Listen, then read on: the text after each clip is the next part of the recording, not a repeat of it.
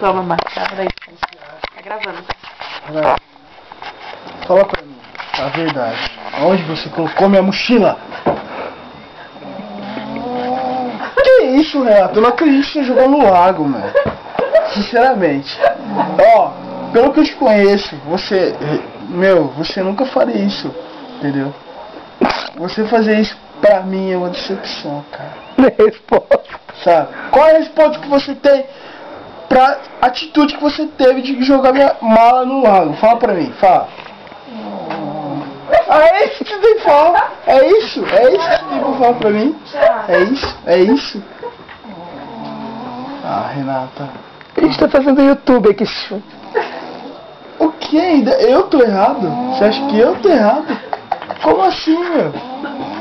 Ah, eu tô errado. Por quê? Porque eu não tava do lado da minha mochila. Nossa, eu devia estar do lado da minha mochila então. Tá bom. Então tá bom. Então tá bom. Eu te amo mesmo assim, tá? Fim.